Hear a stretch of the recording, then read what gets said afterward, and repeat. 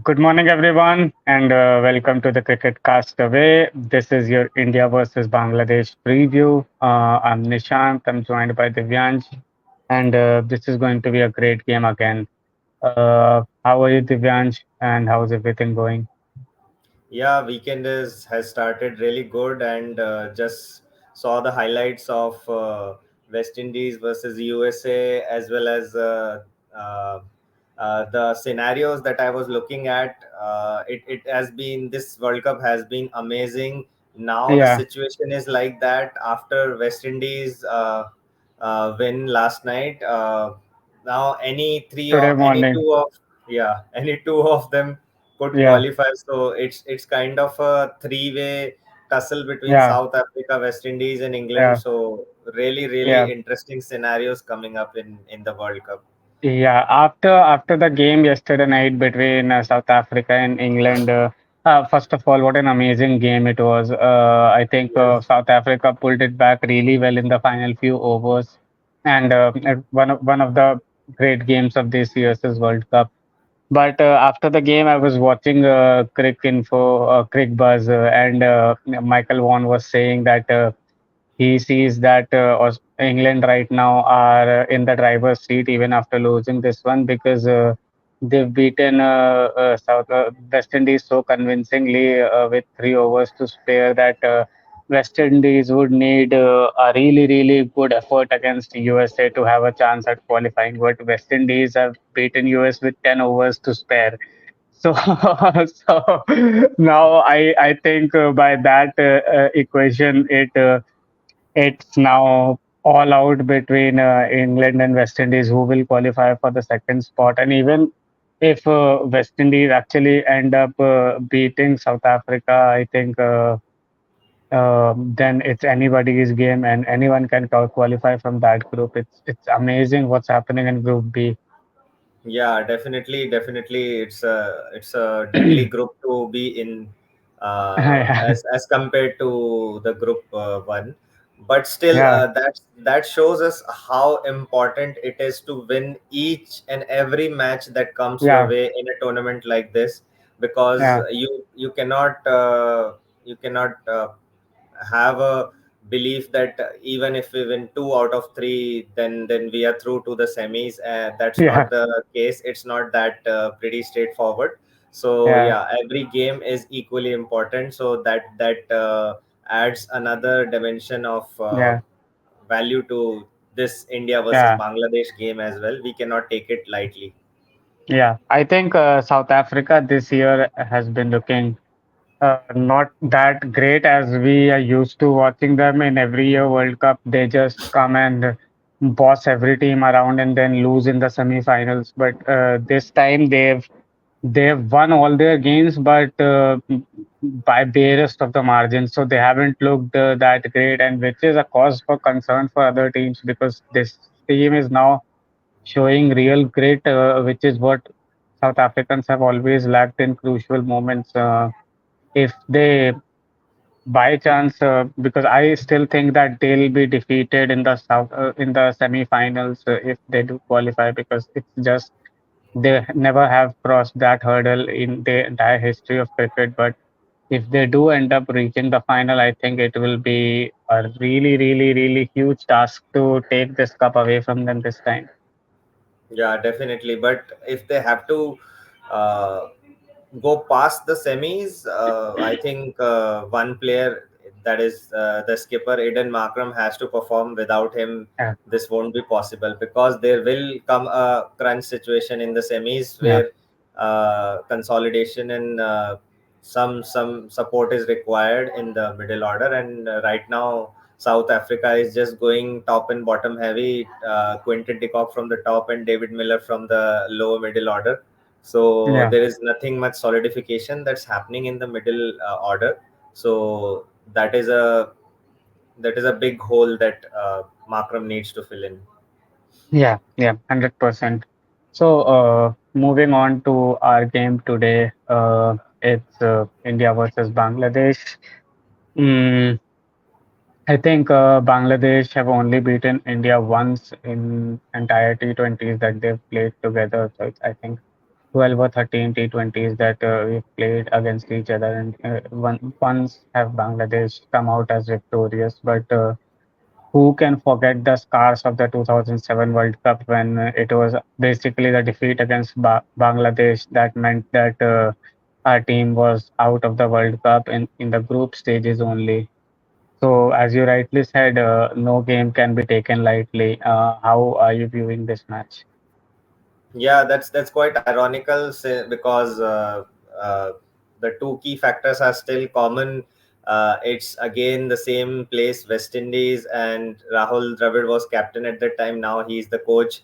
So a Yeah, lot of deja vu coming up while we yeah, talk about that match. So yeah, definitely Bangladesh has caused some serious setbacks in the history of Indian cricket, and we have to be very careful of this new young team of Bangladesh because they are coming up with good batsmen like Liton Das and Tauhid Hridoy, especially is performing amazingly, and also the new crop of bowlers along with the OG Fizz, they are performing really well. So yeah, it's a team to watch out for. Given on their day, they can defeat yeah. any other team. Yeah, but only yesterday. First of all, the games in the Super 8 are coming really thick and fast. So, Right. like, yeah, you sleep to one game, you wake up to another. It's like a whirlwind. So sometimes it's hard to keep track of on which day which game has actually happened. But I think Australia versus Bangladesh happened yesterday morning, and Australia won that game convincingly. So Bangladesh would be under a bit more pressure as compared to India, and specifically, I think I've noticed that for a wee bit now. Whenever a subcontinent team comes up against India, half of the battle I think is won in the dressing room only by the Indian side. They're all rather fearful of us, and I don't think they play to the best of their potential against Indian side. So a bit of a concern there for Bangladesh, I feel. Yeah, definitely. There is a slight added pressure, and also, like we are talking about the setbacks that Bangladesh has caused, Bangladesh would also be reminiscing about the close finishes that went India's way. So they would be wary of the fact that if we get over excited in the middle phase, this can pretty well turn around very quickly. They would be remembering the T20 World Cup. I think it was 2016, and Yeah, the Nidahas Trophy. So they also yeah, have very good examples of how the match yeah. can turn in seconds. So yeah. Yeah, the masterclass from Dhoni from behind the wickets. That was one of the highlights of all the T20 World Cups, I think. So yeah, moving on to the meat of things. So this is the game we have been talking about Virat now for a long time in this World Cup. I don't think there'll be a bigger stage than this for him to perform. Not because of the team against, just because of the background and the surroundings of Sarvev Stadium, uh, from one of the greatest batsmen of all time to one of the greatest batsmen of all time, obviously. And we're pretty sure Sarvev would be there as well. I think gives Virat an added motivation to perform and perform really well in this one, because we had Definitely. signs in the last game, but it just didn't come off. Yeah, he was looking in good nick in the last match as well. It's just how like DK was telling in the commentary box that uh, he just played against the wind that shot, and that's why it didn't travel that far like he predicted to. So I think if he just adjust that slight bit of you can say take into account the speed of the wind and which direction it is flowing in, I think he would be good to go, because he looked very confident in the last Yeah, match, and he was looking to take the charge and just move up against any bowler and just blast them out of yeah, the park. So I think he has the confidence, he has the belief in his technique. It's just some slight technical considerations that he need to make. Otherwise, I think this should be a good innings from Kohli coming up in North Sound uh, Vibrature yeah. Stadium.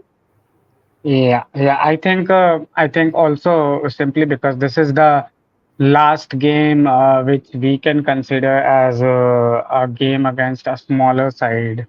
Yes, Because after that, India faced Australia, and then we are on to the semi-finals.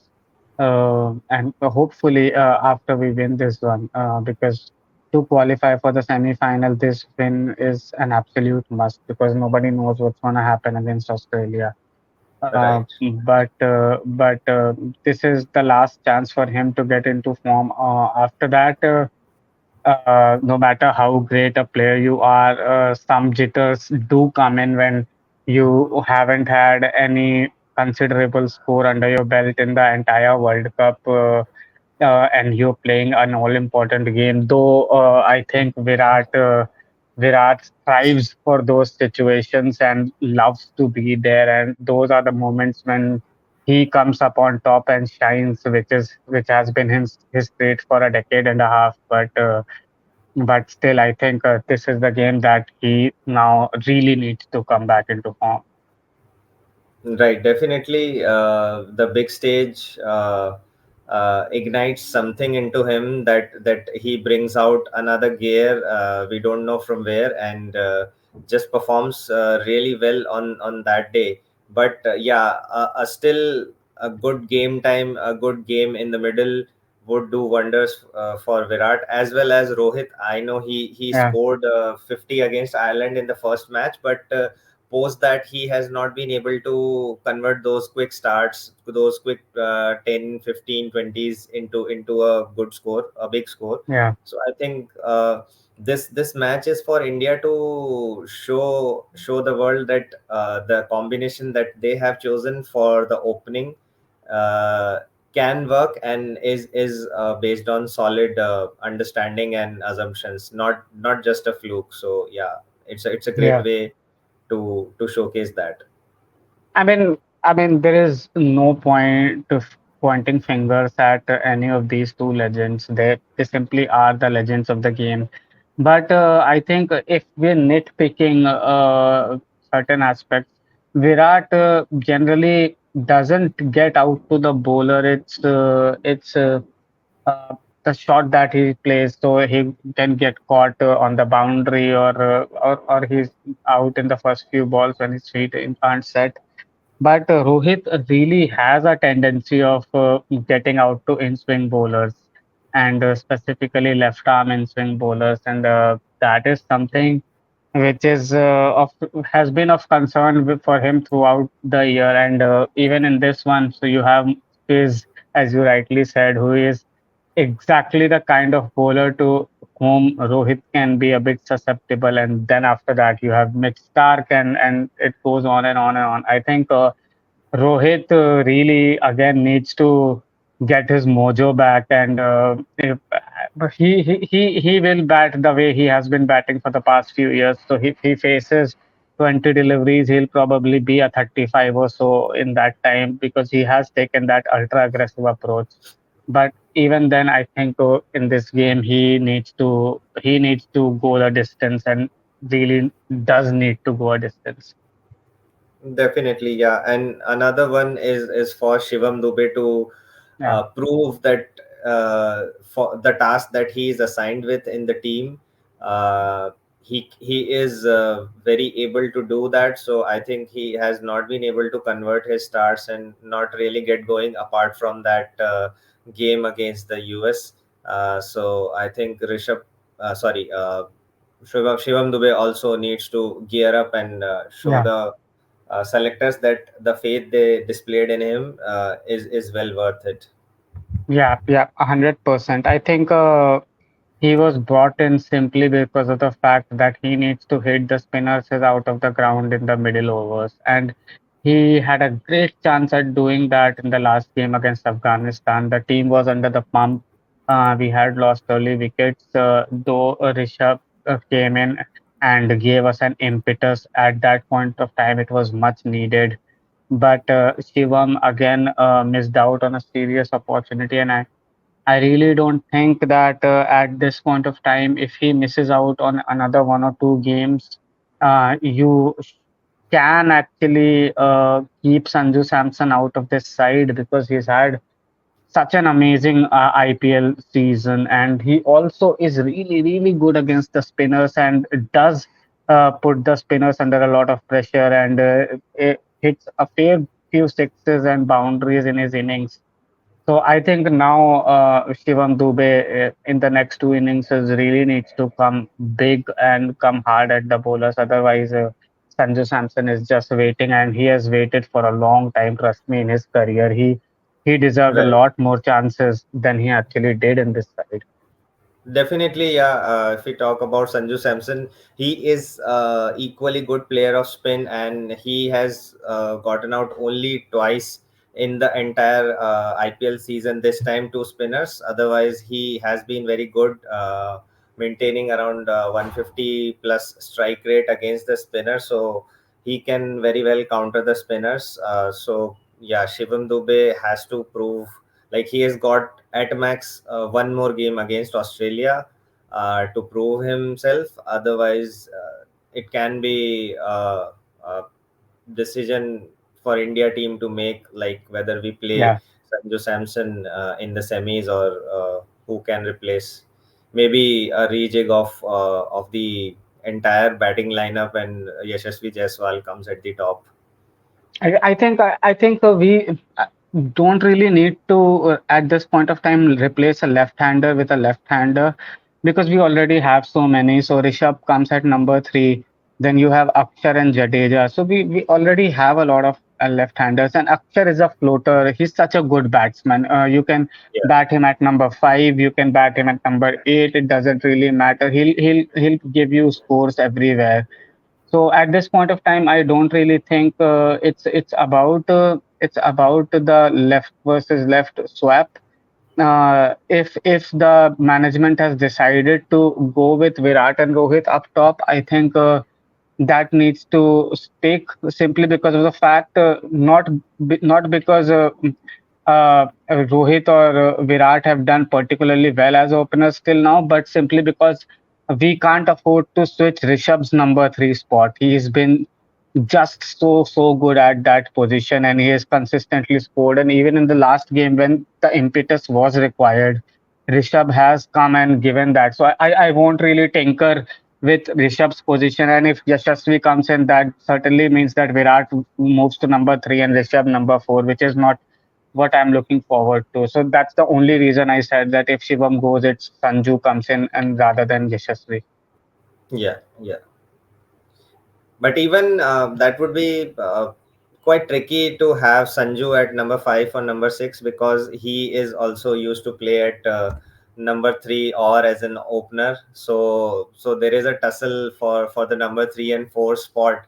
Although Sanju can bat as a floater, but then the real capabilities of his only shine at number 3. I have not seen much of Sanju at number 5 or number 6, so not really sure how much he can give to the team at that spot. So that I will think I also be think a point I of. think number 4 won't be an issue for Sanju that much because simply because at number 4 you're facing spinners as straight on, and he has those skill sets to counter any kind of spin.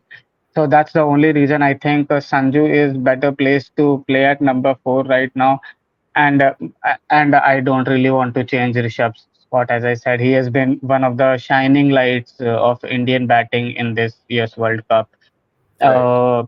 Uh, and just talking about Surya as well. I mean, what a classy inning he played in the last game against Afghanistan. If we were able to reach that 180 score, it was purely because of Sky. I mean, Rishabh had a good hand and Hardik too had a good hand, but Sky, when he plays the way he does, I mean, there's just no one better. Yeah, on that sluggish pitch, some kind of innovative approach was required to score those kind of runs at that strike rate. So throughout his innings, he was always 180 plus in terms of the Yeah, strike rate. So those sweep shots, even on a fast bowler, and those reverse scoops and those 360 shots had to be utilized. Otherwise, it would be quite difficult to score at that pace and reach the score that India yeah, reached eventually. yeah. So, moving on to Bangladesh, what do you think? Who are the real threats if we look at Bangladesh side? So from Bangladesh, I see Litan Das, Tauhid Hriday from the batting side. These are the two main good performers right now from Bangladesh side. And if we look at the bowling, I think there is one new guy, Rishad Hossain, who is making the Yeah, news right yeah, now. And we have this the all-rounder Shakib Al Hassan, uh, yeah, who who has always been effective against Indian batting, especially. So these two from the bowling side, Shakib and Rishad Hussain. yeah. I think India needs to be really careful of Rishad because simply because we have had this tendency of whenever a new young spinner comes in against us, which we haven't faced before, we have a tendency of giving two or three quick wickets, and it happens a lot. I've seen it happen so many times over the years that there is this young mystery spinner who would remember, who wouldn't forget the Ajanta Mendes debacle that happened. Uh, Yeah, I mean, things like that, they just keep happening to us. And this guy really turns the ball a fair bit. I've seen him turn it miles. I mean, it's really interesting to see a young leg spinner coming out from Bangladesh who can turn the ball actually fair bit.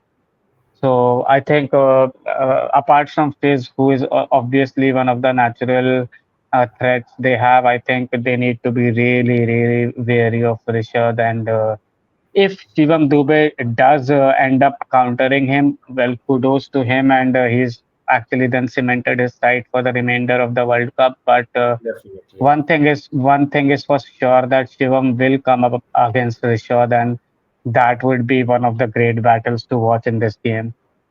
Yeah, that's a matchup that Bangladesh would be looking at with a full heart. That we have that mystery spinner. He can counter your spin terminator, and let's see who Yeah, wins. Yeah. yeah. So Even the two wickets that Australia lost in the previous game were to Rishad, and but that just shows how good of a spinner he is. And actually, you've pointed out correctly. I think Liton Das, for me, is one of those batters who I've been hearing for 5, 6 years now has had so much potential, but I've never seen him actually deliver on the grandest stage. So he was also a player in the Kolkata Knight Riders franchise the entirety of last season and couldn't cement his spot as an opener. Uh, Hridoy actually has been hitting the ball fairly well this season. So yeah, he's one of the threats. And also for me, Shanto, who is also their captain right now, is a fairly decent batter.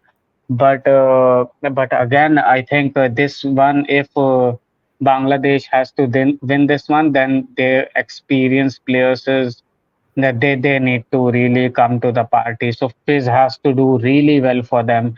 Also, Shakib needs to score big and also take a few wickets. And also Mahmudullah, he's an amazing batsman when in crunch situations, but obviously never performs against India. And we hope that continues. But if Bangladesh do have a chance in this game, it will be because of these 3 or 4 players, none other.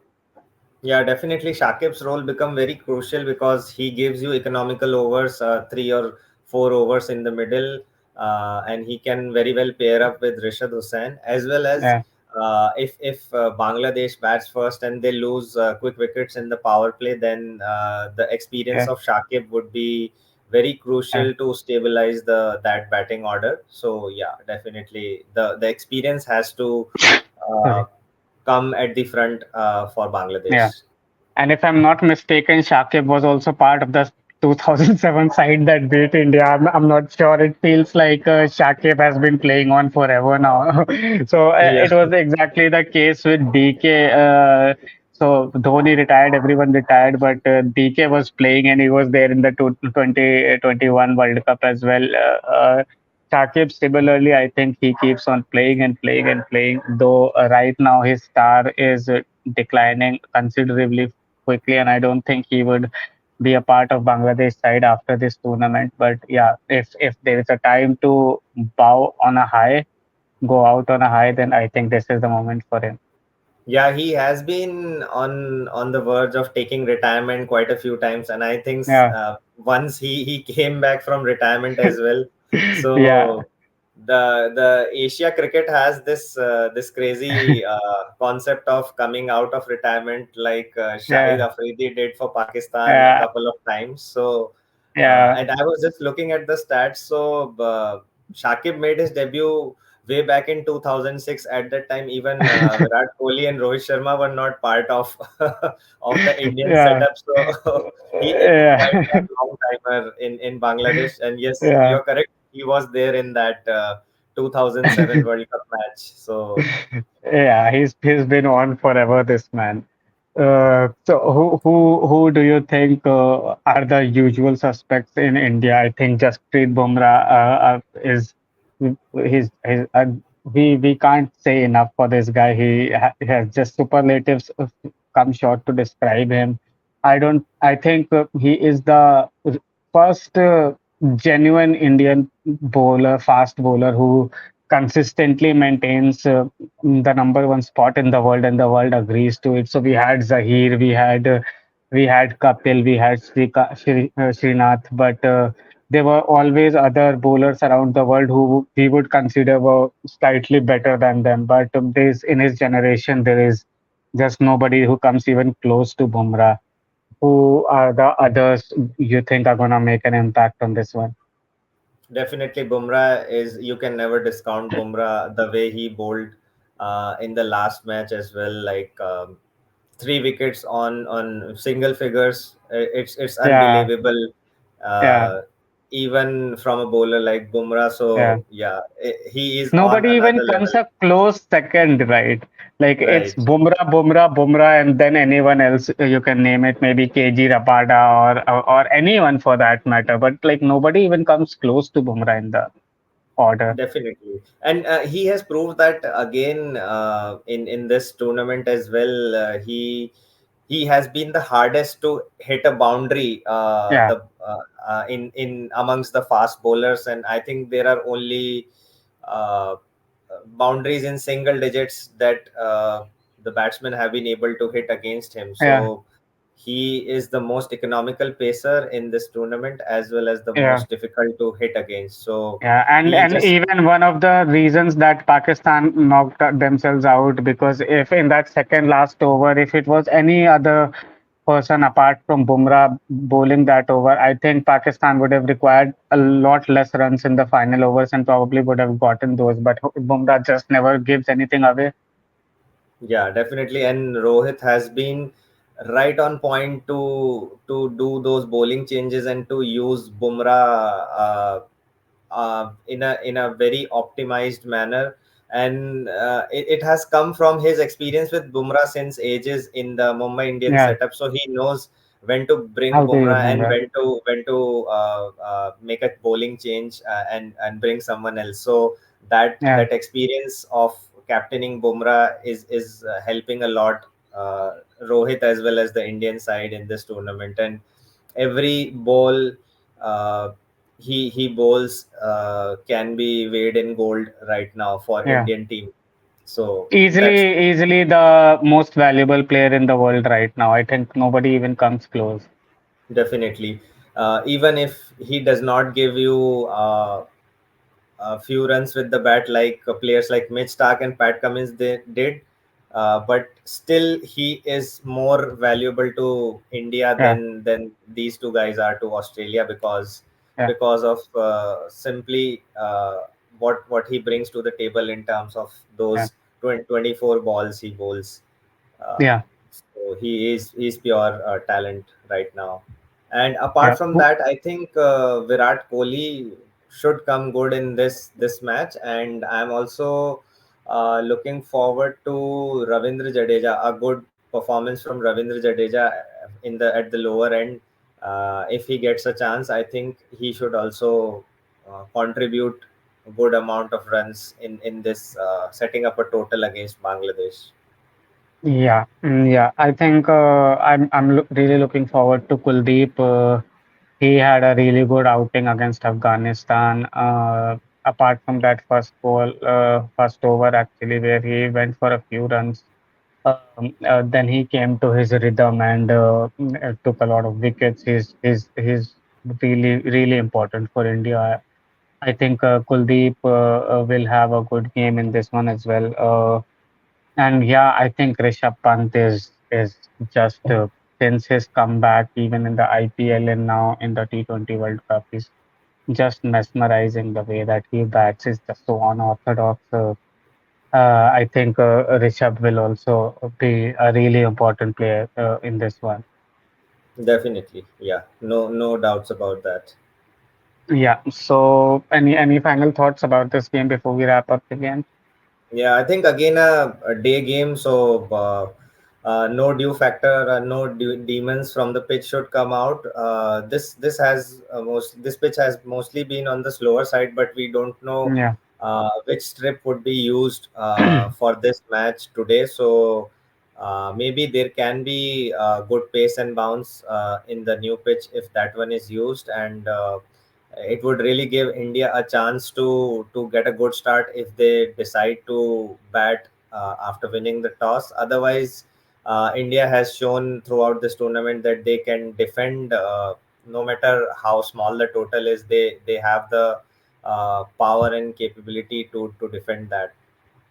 Yeah, I think completely agree. I think India right now at every matchup and 11 on 11 has just too many strong contenders against the Bangladeshi side. So I don't think any of the Bangladesh player makes it to the Indian 11 at this point of time, which simply shows the quality of the Indian side at this moment. And I think yeah, this should be an easy win for India, though nothing is easy in T20 game. It's just how the game is set up. But yeah, looking forward for an amazing game and hope this is a good one for the fans and also for Virat. I mean, if he gets a good score, the entire country I think will have a sigh of relief that the king has finally come back and now our World Cup can get going.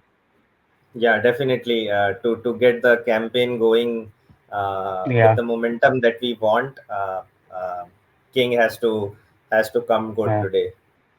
yeah. So, guys, this was the Cricket Castaway India versus Bangladesh preview. Keep pouring your love in. We've been getting a lot of good responses. But do join in our comments. Do give us a like and see you on the other side. Yeah, same here. Have a good day. Have a great game, and see you in the next match. Thank you. Bye bye. Bye.